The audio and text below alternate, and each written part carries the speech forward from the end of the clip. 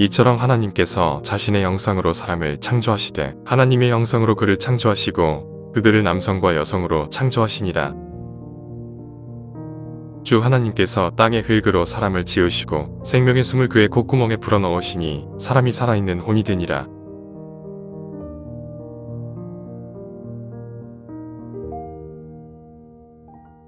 사람은 삼위 하나님의 형상대로 지어졌습니다. 사람은 흙으로 지어진 몸과 생명의 호흡인 영과 보이지 않는 혼으로 창조되었습니다. 평강의 바로 그 하나님께서 너희를 온전하게 거룩히 구별하시기를 원하노라. 내가 하나님께 기도하여 너희의 온 영과 혼과 몸을 우리 주 예수 그리스도께서 오실 때까지 흠 없이 보존해 주시기를 구하노라.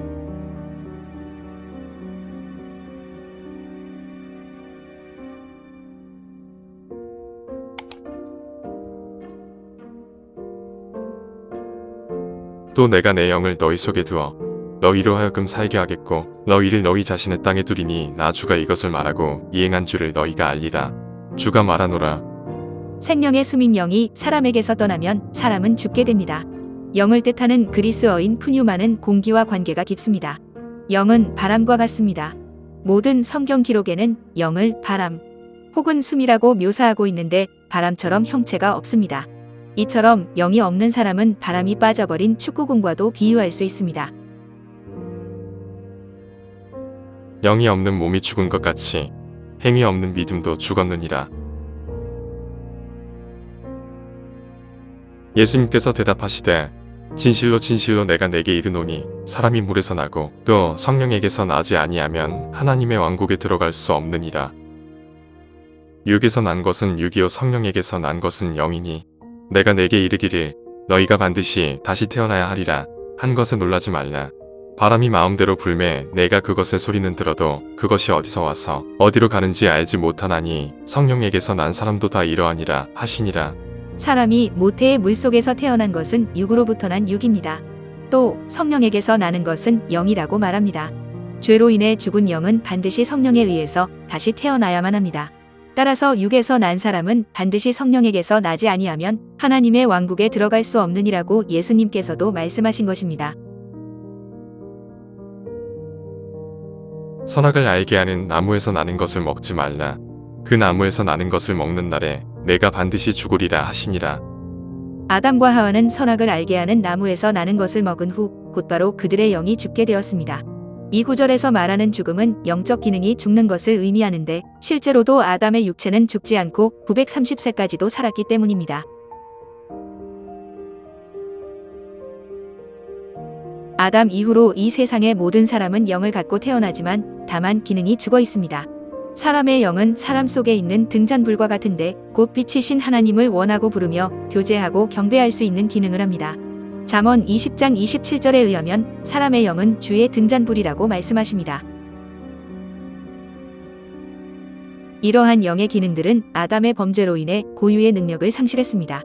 즉 하나님을 직관하며 판단하는 능력과 옳고 그름을 분별하는 양심의 기능과 하나님께 나아가고 경배하는 교제의 기능이 죽은 것입니다. 영이 죽은 사람은 하나님을 섬길 수도 없고 경배할 수도 없으며 결코 하나님의 왕국에 들어갈 수도 없습니다. 하나님의 왕국에 들어가기 위해서는 사람의 영이 새로 태어나야만 합니다. 아담이 130년을 살며 자기 모양대로 자기 형상에 따라 아들을 낳아 그의 이름을 셋이라 하였더라. 아담 이후의 모든 후손들은 하나님의 형상을 잃고 아담의 형상대로 태어났습니다. 즉 영은 있으나 죽은 상태로 태어나며 혼이 육신과 하나가 되어버렸습니다. 영적 기능을 상실한 모든 사람의 영은 새로 태어나야만 하는데 그 방법은 오직 예수 그리스도의 십자가의 피의 구속을 믿는 믿음입니다.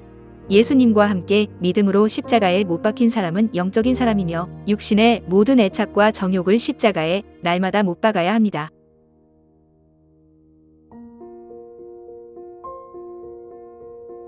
또 그분께서 범법과 죄들 가운데서 죽었던 너희를 살리셨도다. 이 구절은 구원받기 전에도 이미 살아있던 혼과 몸을 살렸다는 의미가 아닙니다.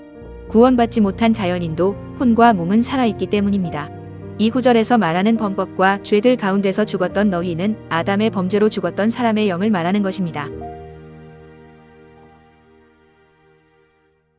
또 아담 안에서 모든 사람이 죽은 것 같이 그리스도 안에서 모든 사람이 살아날 것이기 때문이라. 그러므로 기록된 바 첫사람 아담은 살아있는 혼이 되었다 한과 같이 마지막 아담은 살려주는 영이 되셨느니라.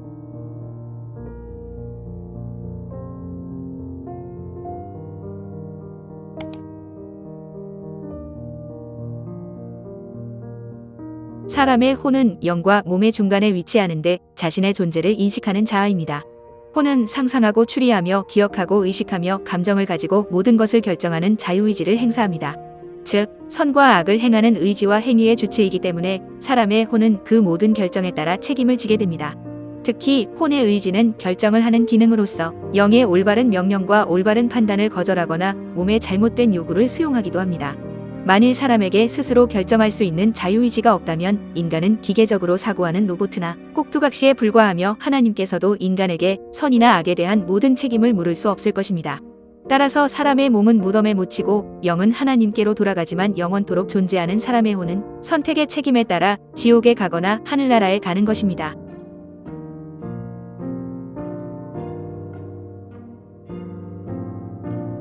속지 말라. 하나님은 조롱당하지 아니하시나니 사람이 무엇을 심든지 또한 그것을 거두리라. 자기 육신에게 심는 자는 육신으로부터 썩는 것을 거두되 성령에게 심는 자는 성령으로부터 영존하는 생명을 거두리라. 누가복음 16장의 부자와 거지 나사로 이야기를 보면 사람의 혼은 죽어서 천국이나 지옥에 가게 되는데 죽어서 지옥으로 간 부자의 혼은 눈도 있고 귀도 있고 손도 있으며 생전의 모습을 그대로 담고 있어서 부자가 거지 나사로도 알아보았으며 기억이나 지각도 하고 또한 모든 고통을 느꼈다는 것을 알 수 있습니다. 사람의 혼은 인격을 가진 자아로서 모든 행위의 주체입니다. 혼은 영원한 존재이기 때문에 사람이 죽으면 지옥이나 천국에 갑니다. 또 사람의 혼은 물질이 아니기 때문에 지옥에서 금방 타서 죽지 않고 고통 중에 영혼을 보내게 됩니다.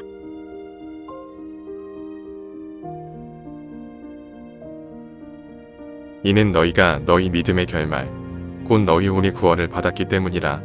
사람이 만일 온 세상을 얻고도 자기 혼을 잃으면 그에게 무슨 유익이 있겠느냐.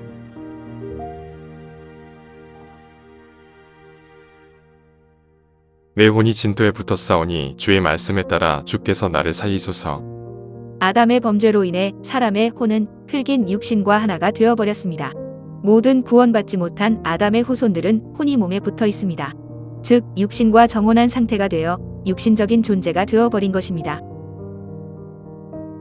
또한 그분 안에서 그리스도의 할례로 말미암아 육신의 죄들에 속한 몸을 벗어버림으로 손으로 하지 않은 할례로 할례를 받았느니라. 이 구절에서 할례란 잘라내다 라는 뜻입니다. 혼이 구원을 받게 되면 죽었던 영이 다시 태어나고 그리스도의 할례로 말미암아 혼이 몸과 분리가 됩니다. 그리고 새 남편인 영과 정혼한 상태가 됩니다. 이로써 모든 그리스도인은 옛 남편과는 이혼하고 새 남편과 정혼하여 영적인 할례자가 됩니다. 영으로 하나님께 경배하고 그리스도 예수님을 기뻐하며 육체를 신뢰하지 아니하는 우리가 곧 할례자니라.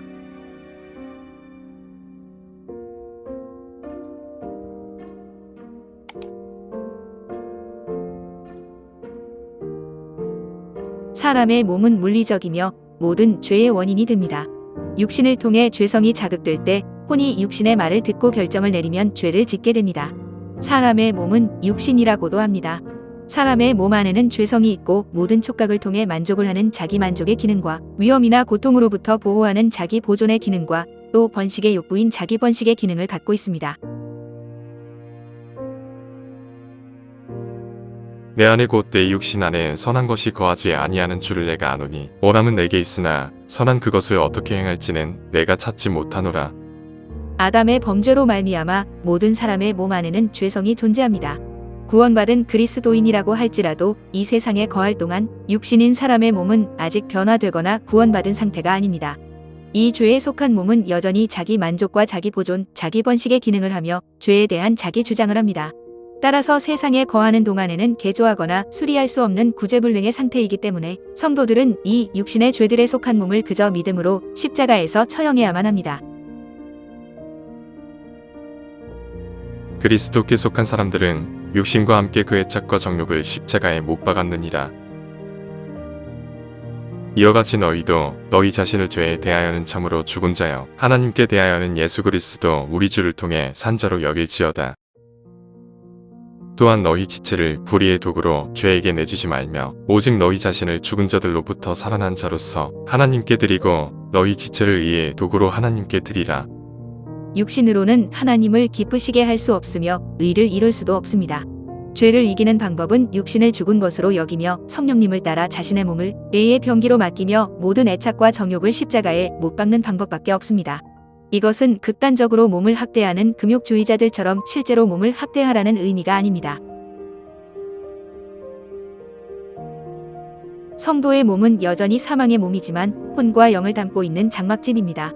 성령께서는 영 안에 거하시는데 영적인 통제 하에서의 우리의 몸은 하나님의 영께서 거하시는 성전이며 의의 병기이기 때문에 소중히 여겨야 합니다.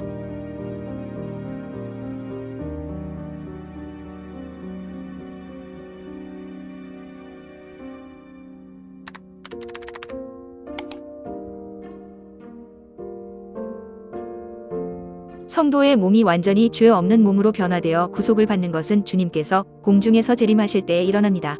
이것은 초자연적인 현상일 뿐만 아니라 모든 죄성이 사라지는 것입니다.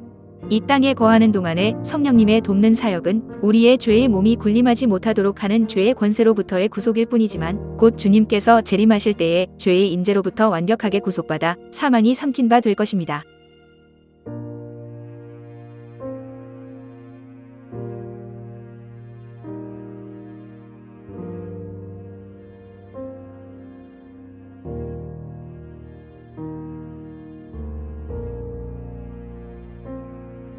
형제들아, 이제 내가 이것을 말하노니 살과 피는 하나님의 왕국을 상속받을 수 없으며 또한 썩는 것은 썩지 않는 것을 상속받지 못하느니라. 나팔 소리가 나매 죽은 자들이 썩지 아니할 것으로 일어나고 우리가 변화되리니 그리하여 이 썩을 것이 썩지 아니함을 입고 이 죽을 것이 죽지 아니함을 입을 때에는 기록된 바 사망이 승리 가운데서 삼켜졌도다 하신 말씀이 성취되리라.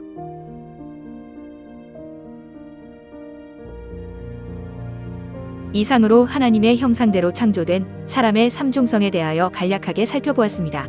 성도의 몸은 여전히 살아있으나 혼이 몸과 영적으로 분리되었으며 우리가 세상에 여전히 살고 있으나 세상과는 거룩히 구별되어진 독특한 존재입니다.